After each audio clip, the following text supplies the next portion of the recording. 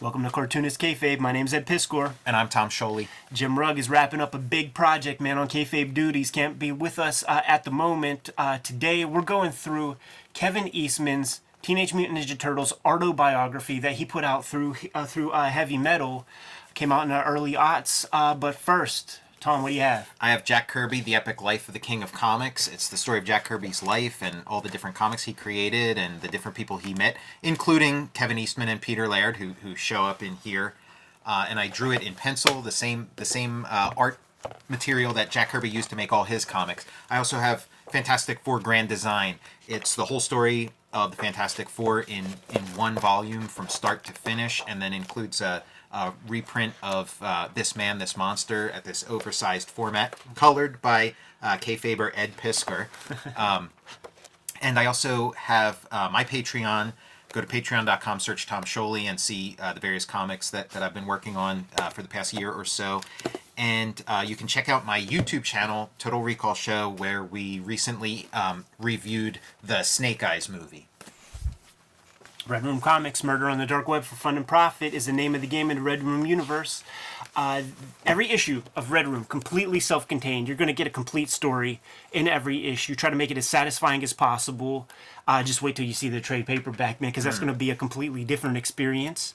If you see these comics in your local comic shop, scoop it up, check it out. If you don't have a shop nearby, go to the Fantagraphics website at my link tree in the description below this video. Fourth issue going to hit the stands mid-September.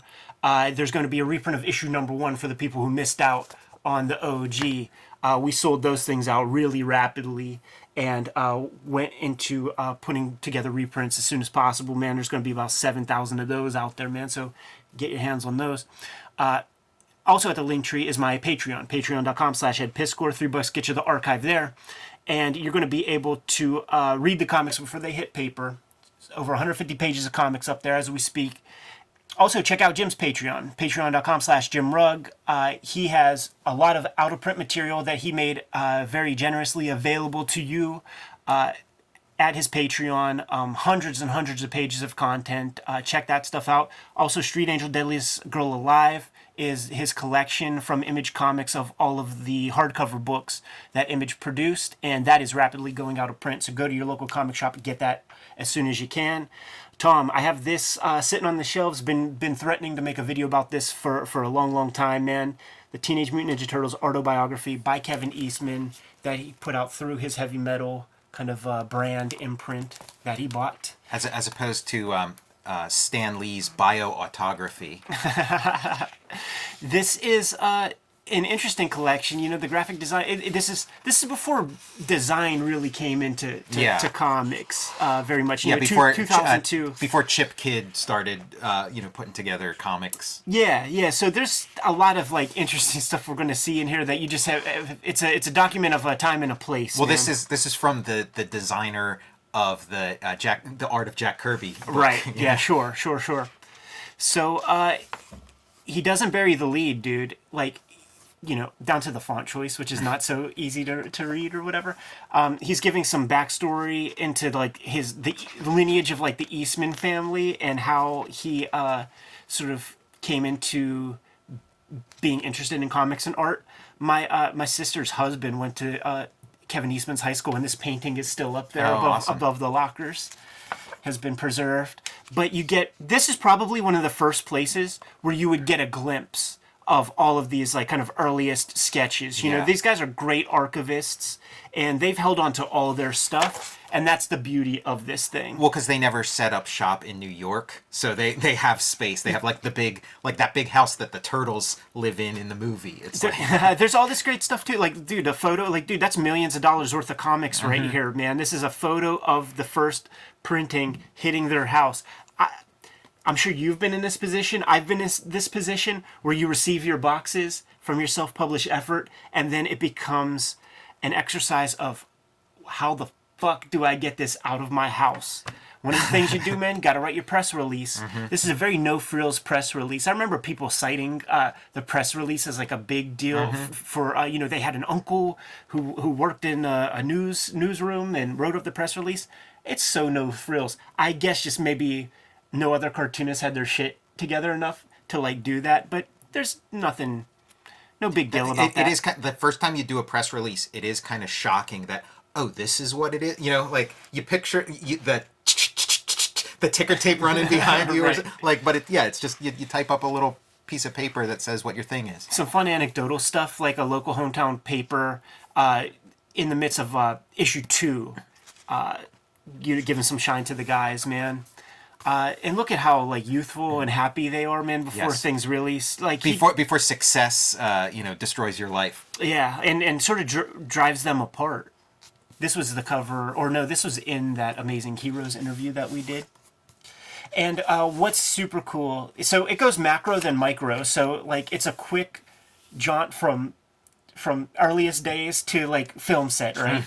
And then you start to get into the nitty gritty, man, with Xeroxes from the original scripts, and then lots of thumbnails. You get to see thumbnails and production artwork from every Eastman Laird issue of Teenage Mutant Ninja Turtles in this thing, designing the covers. These guys put some work in. I always thought that this was like a wonky ass splash page.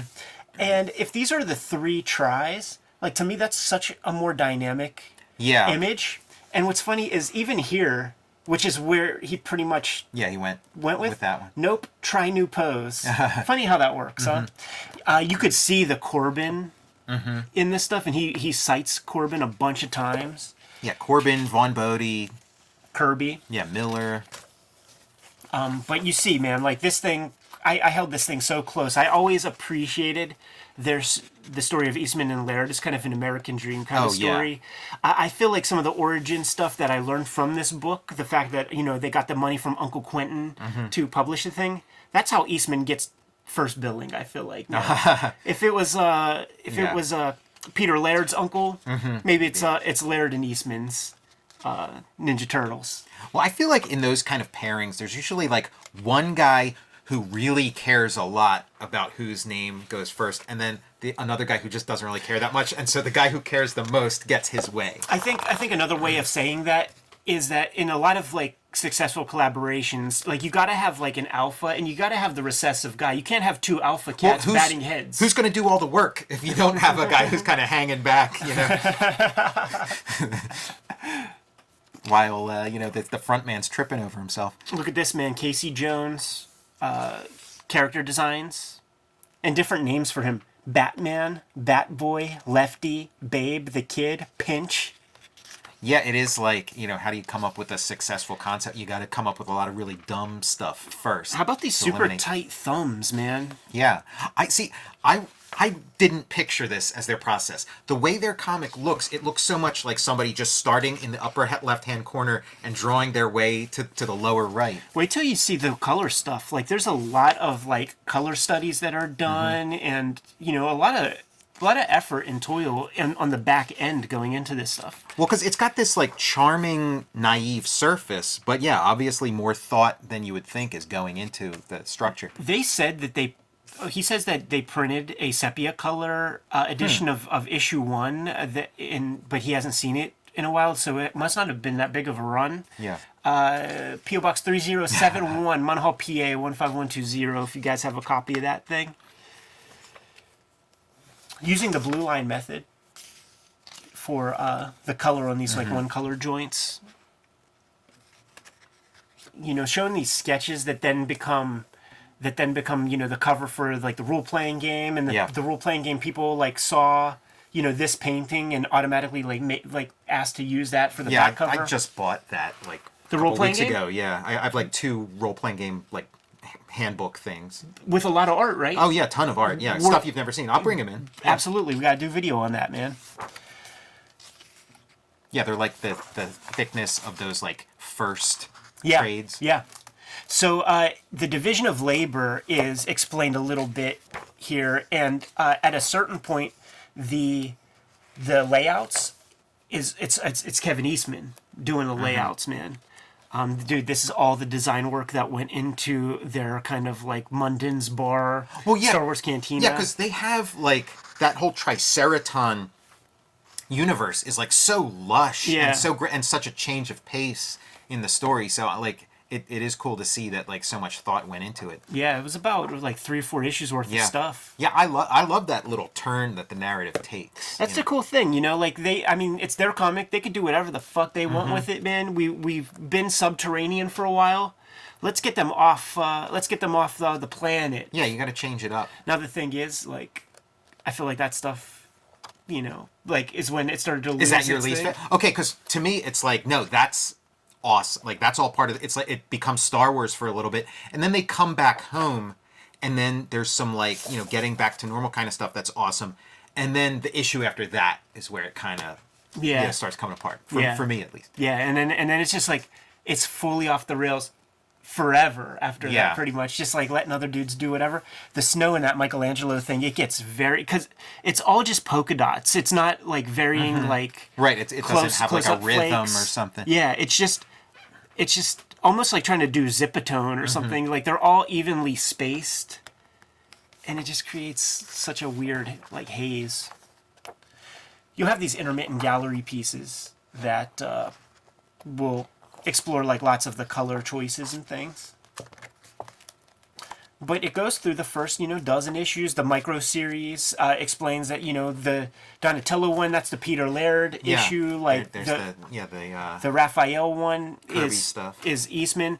And with the Kirby stuff, what they wanted to do was give all proceeds and profits to Jack Kirby's legal battles. Kirby declined. Oh wow, awesome. He's he's not looking for a handout. Yeah, proud guy. Toy designs we're gonna start seeing in here. This is a cool book that nobody talks about, man. Yeah, I didn't even know about it. Drawing those like Turtles in Time.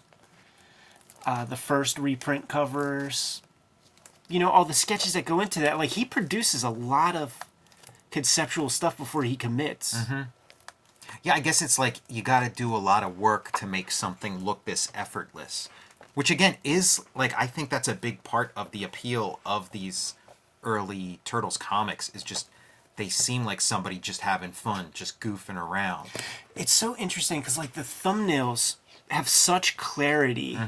And one of the things that I like about his art really is just the mania with all the duotone and all the like it's kind of hard to settle on stuff. This is that Return to New York story, man, where Eric Talbot is like doing those 2-pagers, like those 2-page spreads of like that face, and just like there's almost no white on the page.